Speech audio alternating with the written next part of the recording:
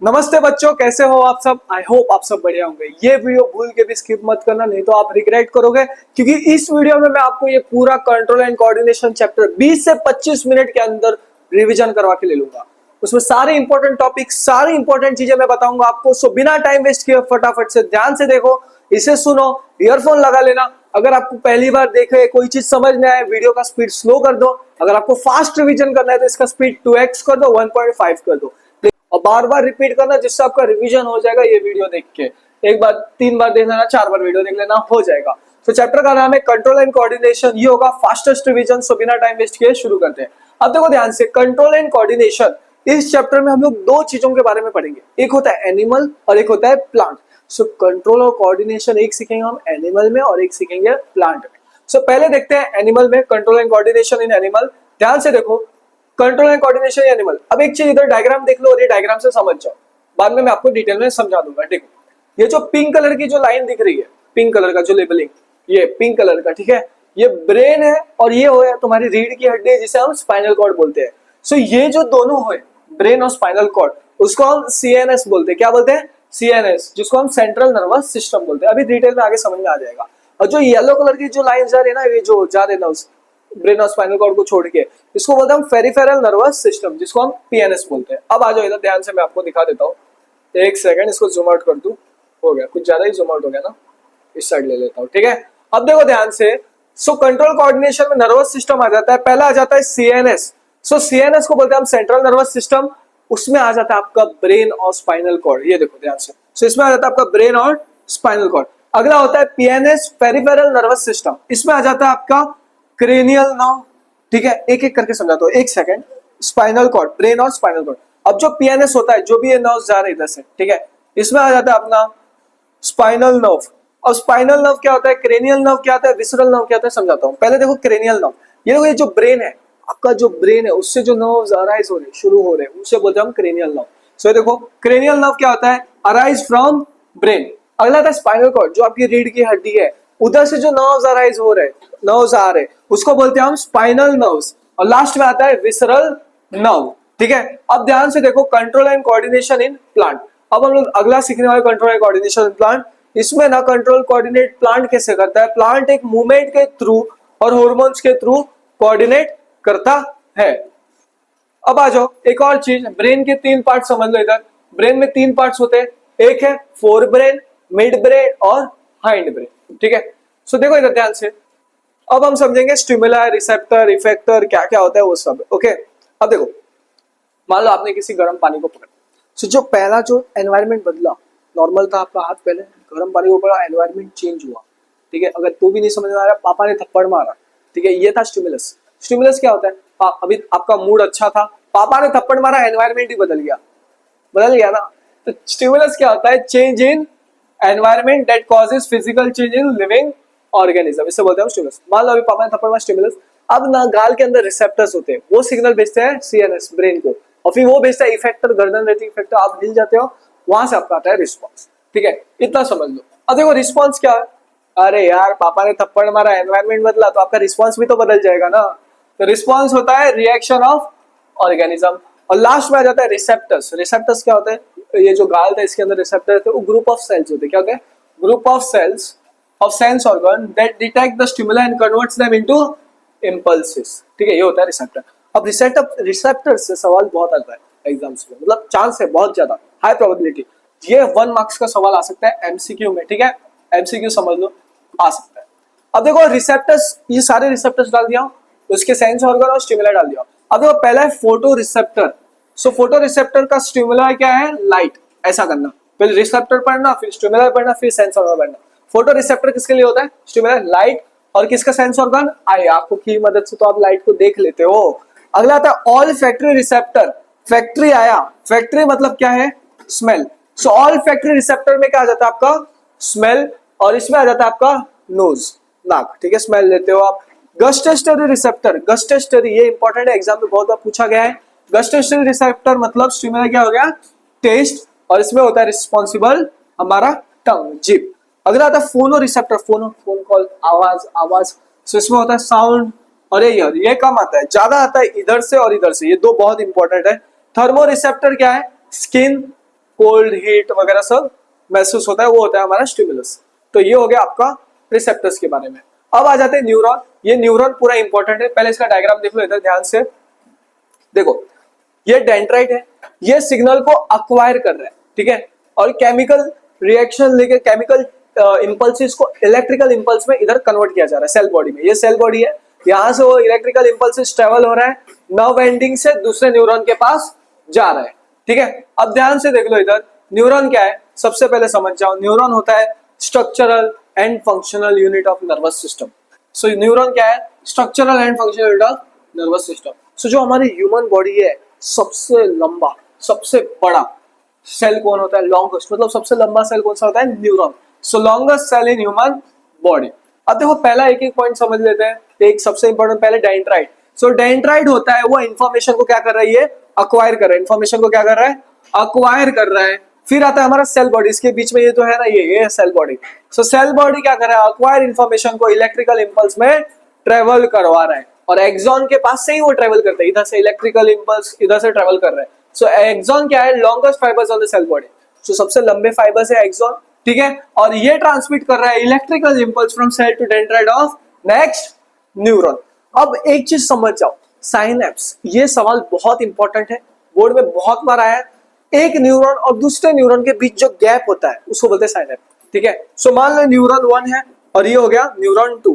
अब इनके बीच जो गैप था इसको बोलते हैं हम साइनेप्स। अगर तो भी याद नहीं हो रहा है ना, तो हमारा सुलेमान वापस आ गया, सुलेमान और ये थी उसकी महबूबा। अब इन दोनों के बीच जो गैप था इसको हम बोलते हैं साइनेप्स। क्या बोलते हैं, synapse. So gap between two neuron for message transfer, okay. अब देखो क्या हुआ, डेंड्राइट से आया, सेल बॉडी पे गया इंफॉर्मेशन, एक्सॉन और एक्सॉन टर्मिनल, ठीक है, यहां तक कुछ मुश्किल। अब अगला देखो ध्यान से, न्यूरोमस्कुलर जंक्शन। न्यूरोमस्कुलर जंक्शन, ये टर्मिनल एंड है ना, यहां से एक नया कनेक्शन बन रहा है न्यूरॉन का। So synaptic connection between terminal end of motor nerve और मसल, ठीक है। फटाफट से इसे कॉपी कर लो और आ जाओ हम आगे बढ़ते हैं। अगला है टाइप्स ऑफ न्यूरॉन। हम समझेंगे टाइप्स ऑफ न्यूरॉन्स। अब 3 तरह के न्यूरॉन है जो इंपॉर्टेंट है। अब एक चीज समझ जाओ, पहले एक मैं चार्ट देता हूँ समझ जाओ। पहले एक गर्म चीज को हाथ लगाया तो वो था स्टिमुलस। स्टिमुलस ने सिग्नल भेजा किसको, इसके अंदर हाथ के अंदर था रिसेप्टर्स। रिसेप्टर्स ने किसको भेजा, सीएनएस को, सेंट्रल नर्वस सिस्टम। उसने भेजा सिग्नल किसको, इफेक्टर को, आपके हाथ को बोला, इधर हाथ के मसल्स को बोला भाई गर्म है, हाथ पीछे खींच खींच। तो ये था आपका इफेक्टर, ठीक है। और इफेक्टर ने दिया लास्ट में रिस्पॉन्स। क्या दिया, रिस्पॉन्स। अब ध्यान से देखना, जो रिसेप्टर से सीएनएस पे सिग्नल गया इसमें आता है हमारा सेंसरी न्यूरॉन। कौन होता है हमारा, सेंसरी न्यूरॉन। इसको लिख लेना, याद रह जाएगा। सीएनएस से इफेक्टर कौन देता है हमारा, मोटर न्यूरॉन। कौन देता है बेटा, मोटर न्यूरॉन। और जो रिले न्यूरॉन या फिर इंटर न्यूरॉन होता है वो उनके बीच में होता है, ठीक है। अब आज हम डेफिनेशन देखें। सेंसरी न्यूरॉन क्या है, transmit signals from sense organ to brain. वही देखा ना, सेंस ऑर्गन से ब्रेन, ठीक है। मोटर न्यूरॉन क्या है, helps in transmitting nerve impulse from central nervous system to muscle, ठीक है। क्या है, सेंट्रल नर्वस सिस्टम से मसल, इफेक्टर वाला। और रिले न्यूरॉन क्या है, कनेक्शन है सेंसरी न्यूरॉन और मोटर न्यूरॉन। अब एक कुछ ये एक्शन समझ जाना आपको, ठीक है। ध्यान से देखो, ये इंपॉर्टेंट है, ऐसा इंपॉर्टेंट है, बहुत ही इंपॉर्टेंट। अगर रिफ्लेक्स एक्शन पे सवाल आया तो आपने ये भी लिख दिया तो कुछ मार्क्स मिल जाएंगे। ध्यान से देखो, पहला वॉलेंट्री। अब देखो मैं चल रहा हूँ, मैं आपको पढ़ा रहा हूँ, क्या मैं इसे कंट्रोल कर सकता हूँ, हाँ। और अभी आप मेरे क्लास अटेंड कर रहे हो, क्या आप अपनी सांसों को कंट्रोल कर सकते हो, हार्ट बीट को कंट्रोल कर सकते हो, नहीं। तो वो होता है आपका इनवॉलेंट्री, जो चीज आप कंट्रोल नहीं कर सकते। वॉलेंट्री, जो चीज आप कंट्रोल कर सकते हो। सो वॉलेंट्री एक्शन क्या है, control by your own will, walking, writing, dancing वगैरह सब, और इसमें ब्रेन इन्वॉल्व होता है। इनवॉलेंट्री जो आप नहीं कंट्रोल कर सकते हो, इसमें ब्रेन इन्वॉल्व होता है, और इसमें pumping of blood, peristaltic movement, फिर contraction and relaxation of blood vessel, ठीक है। रिफ्लेक्स एक्शन क्या है, वो चीज आप कंट्रोल नहीं कर सकते। गर्म पानी को हाथ लगा क्या आप उसको रोक सकते हो ज्यादा टाइम तक कंट्रोल करके, नहीं, ठीक है। Thinking is not involve, spinal cord इसमें इन्वॉल्व होता है, ठीक है। आ जाओ नेक्स्ट देखते हैं। अब ये रिफ्लेक्स एक्शन पे अगर आपके बोर्ड में कोई भी सवाल आ गया, अगर आ गया तो ये पूरा कर देना, ठीक है। देखो ध्यान से, रिफ्लेक्स एक्शन क्या है, ऑटोमेटिक और क्विक रिस्पॉन्स। पहला पॉइंट सबसे इंपॉर्टेंट, ऑटोमेटिक और क्विक रिस्पॉन्स। ये लिख दोगे, आधा 1 मार्क्स मिल जाएगा। Example, withdrawing hand from hot object. अगर वो एग्जाम पे सवाल आ रहा है तो ये पूरा आपको डायग्राम बना देना है। ये देखो, ये पूरा डायग्राम, ठीक है। गर्म पानी को पकड़ा, स्टिमुलस से गया इफेक्टर, इफेक्टर ने सिग्नल भेजा और हाथ को खींचा, और ये रहा spinal cord, messenger to the brain, brain को मैसेज जा रहा है। ये पूरा डायग्राम आपको ड्रॉ करना है जो आपके 3 या फिर 4 नंबर के अगर सवाल आए, डायग्राम ड्रॉ कर लिया, आपको मार्क्स मिल जाएगा। मिल जाएगा मतलब मिल जाएगा, ठीक है। सो डायग्राम ड्रॉ कर लो आप धीरे धीरे। और एक और चीज, रिफ्लेक्स आर्क, जो ये पाथवे है ना, जो ये सब हो रहा है इसका पाथवे, उसको बोलते हैं हम reflex arc. So reflex arc is the pathway through which nerve impulse क्या हो रहा है, पास हो रहा है ड्यूरिंग रिफ्लेक्स एक्शन। इसको फटाफट से कॉपी कर लो, 1 मिनट पानी पी लो।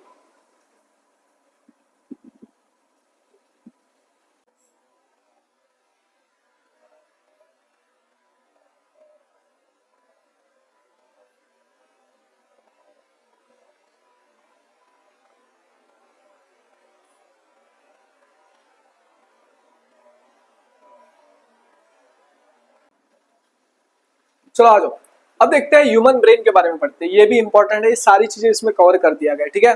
अब जो ह्यूमन ब्रेन है, इसमें 3 लेयर होता है। एक बाहर का होता है जिसको हम फोर ब्रेन बोलते हैं, बीच का होता है मिड ब्रेन, और एक लास्ट में होता है हाइंड ब्रेन। अब इसके बारे में सब कुछ इधर दे दिया गया है।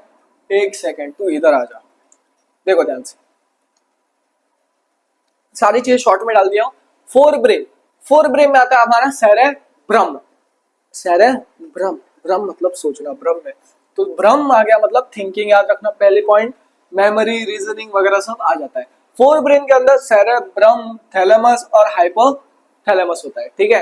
अब एक और चीज, मिड ब्रेन, ठीक है। मिड ब्रेन होता है तो वो क्या करता है, आपका स्लीप साइकिल, जो आप सो रहे हो उठ रहे हो उसका साइकिल कंट्रोल करता है। So it control sleep and wake up cycle of the body. It controls the urge of eating, भूख लगना एंड ड्रिंकिंग, ठीक है। अगला, और हाइंड ब्रेन सबसे लास्ट और इंपॉर्टेंट, हाइंड ब्रेन में कौन आता है हमारा, सेरेबेलम, ठीक है ना, बेलम बेलम बैलेंसिंग, सेरेबेलम, ये रहा जो बेलम दिखा, इसका मतलब होता है बैलेंसिंग। सो इसमें क्या होता है, बैलेंस और पोस्चर बनता है, और ये कंट्रोल करता है वॉलेंट्री एक्टिविटीज, ठीक है। अब आप खुद सोचो, बोलो फोर ब्रेन वॉलेंट्री होगा इनवॉलेंट्री, थिंकिंग को कंट्रोल कर रहा है तो वॉलेंट्री, सॉरी। अब आ जाओ, अब हम मेडुला ऑब्लांगाटा के बारे में थोड़ा सा समझ लेते हैं। ये देखो, मेडुला ऑब्लांगाटा ये ब्रीदिंग, हार्ट बीट और वॉमिटिंग को कंट्रोल करता है, जो कि इनवॉलेंट्री फंक्शंस होते हैं। पर एक इंपॉर्टेंट चीज, प्रोटेक्शन ऑफ ब्रेन, ये इंपॉर्टेंट है, यहां से बोर्ड में सवाल बनता है। ब्रेन जो है वो क्रेनियम से प्रोटेक्टेड है, जो कि पार्ट है स्कल का, सबसे पहली पॉइंट। दूसरा पॉइंट, ब्रेन के अंदर 3 मेम्ब्रेन्स होते हैं, कितने, 3 मेम्ब्रेन के लेयर्स होते हैं, जिसको हम मेनिंजिस बोलते हैं। क्या बोलते हैं, मेनिंजिस। ऐसा ब्रेन है, उसके ऊपर 3 लेयर्स है जिसको हम बोलते हैं मेनिंजिस। अब वो उसके अंदर एक छोटा सा फ्लूइड है जिसको हम सीएसएफ बोलते हैं। क्या बोलते हैं, ये रहा सीएसएफ, जिसको हम बोलते हैं सेरिब्रा स्पाइनल फ्लूइड, ठीक है, सेरिब्रा स्पाइनल फ्लूइड। वो फ्लूइड ब्रेन को एक मैकेनिकल शॉक से बचाता है, पॉइंट पढ़ लेना, ठीक है। अब सेम चीज आ जाता है प्रोटेक्शन ऑफ स्पाइनल कॉर्ड, ये भी आ सकता है। तो स्पाइनल कॉर्ड है, रीढ़ की हड्डी, उसको रैप किया गया है मेनिंजिस से। किससे, मेनिंजिस से। वो प्रोटेक्ट हो रहा है वर्टिब्रल कॉलम, किससे, वर्टिब्रल कॉलम। और वर्टिब्रल कॉलम कितने कॉलम से बने रहते, 33 बोन से बने रहते हैं, ठीक है, जिसको हम वर्टिब्रे भी बोलते हैं। ये भी इंपॉर्टेंट है, वो भी इंपॉर्टेंट है, रिफ्लेक्स आर्क भी इंपॉर्टेंट है, जो फंक्शंस है ब्रेन के वो भी इंपॉर्टेंट है। जो जो एग्जाम में आ सकते हैं वो सारी चीजें इधर डाल दिया। आपके इसके पॉइंट्स इसमें से करना है, थोड़ा टेक्स्ट बुक से करना है। एक चीज याद रखना, आपको एनसीईआरटी फॉलो करना है और क्वेश्चंस लगाना है, प्रीवियस क्वेश्चंस। ये रैपिड रिवीजन भी देख लेना, ठीक है। अगर ज्यादा ही मार्क्स चाहिए, कुछ ज्यादा ही चाहिए, तो रैपिड रिवीजन देखो, वन शॉट देखो, एनसीईआरटी देखो और प्रीवियस क्वेश्चंस करो। आ जाओ, मैं कोशिश करो जितना हो सके उतना फास्ट आपको ये सारे इन्फॉर्मेशन प्रोवाइड कर दूं। ग्लैंड्स 2 तरह के होते हैं, एक एंडोक्राइन और एक एक्सोक्राइन। एक्सोक्राइन बॉडी के बाहर सिक्रेट करता है, एंडोक्राइन बॉडी के अंदर सिक्रेट करता है, ठीक है। एंडोक्राइन ग्लैंड क्या है, secreted substance directly into the blood stream, और इसमें होते हैं सब्सटेंसेस, हार्मोन्स, ठीक है। अब एक्सोक्राइन ग्लैंड क्या है, ऐसे ग्लैंड, ठीक है, जो सब्सटेंस सिक्रेट कर रहा है through duct onto the body surface. जैसे कि आप एक्सरसाइज को बहुत सारा पसीना आ रहा है, ठीक है, स्वेट ग्लैंड, ये एक एग्जांपल है एंडोक्राइन। मुंह के अंदर आता है सलाइवा, सलाइवरी ग्लैंड, ठीक है। अब आता है हमारा अगला फीडबैक मैकेनिज्म। अब फीडबैक मैकेनिज्म क्या करता है, वो मेंटेन करता है हार्मोनल बैलेंस। फीडबैक मैकेनिज्म पे आया तो एक चीज याद रखना, जो हमारे बॉडी का हार्मोनल बैलेंस रहता है वो मैनेज करता है हमारा फीडबैक। देख, वीडियो से फोकस मत हिलाना, देख रहा है ना, ध्यान से देखना, क्योंकि जब तो फोकस हिला देगा कुछ समझ में नहीं आएगा, फिर वीडियो हटा के भाग जाएगा। ये मत करना, खुद से चीटिंग मत किया कर, देख ले, समझ ले, सीख ले, क्योंकि ये शायद में भी हेल्प कर दे वीडियो एग्जाम के वक्त के लिए, ठीक है। तो एटलीस्ट कुछ नहीं करने से एटलीस्ट कुछ तो करके चला जा 10-15-20 मिनट के वीडियो पे। ये ज्यादा से ज्यादा 20-25 मिनट का होगा, 20-25 मिनट तो इधर ही कहीं घूमने चला जाता है, ठीक है। दे दे टाइम। फीडबैक मैकेनिज्म, आपका ही भला हो जाएगा। The process that maintain hormonal balance by adjusting hormone secretion and response to changing the hormonal level, ठीक है। बिल्कुल टेंशन मत लो, समझ में आ रहा है। एक इंपॉर्टेंट याद रखना हार्मोनल बैलेंस, बस बाकी का आप एक बार रीड करना, अपने आप याद हो जाएगा। अब देखो यह पूरा इंपॉर्टेंट है, यहाँ से बोर्ड में 1 मार्क या फिर 2 मार्क्स का सवाल आ जाएगा। पर अभी क्या हो रहा है पता है, जो बोर्ड का पेपर है वो कॉम्पिटेंसी बेस पे हो रहा है, तो थोड़ा ध्यान से देखना, ठीक है। पहला हार्मोनल सिस्टम जिसको बोलते हैं एंडोक्राइन ग्लैंड, ठीक है। अब इसमें मैंने बताया था directly endocrine gland hormone secrete होता है डायरेक्टली इनटू ब्लड, फिर एक मेंटेन करता है बॉडी फंक्शन का, स्पेसिफिक टारगेट करता है, ठीक है। ये सब पॉइंट्स है, कर लेना, ओके। अभी तक ध्यान से देखो मेन क्या है, important of endocrine gland. Endocrine gland के अंदर ये सारे आते हैं, इन सारों को करना है। पहला है पिट्यूटरी, क्या है पिट्यूटरी। अब क्या हुआ, हमारा जो सूर्यमोहन था उसका हाइट बहुत छोटा था, क्या था, हाइट बहुत छोटा था। क्यों छोटा था, क्योंकि उसके अंदर पिट्यूटरी ग्लैंड की कमी थी। तो ग्रोथ हार्मोन बोलते हैं, क्या बोलते हैं, ग्रोथ हार्मोन, ठीक है। इसको कैंसिल कर दो।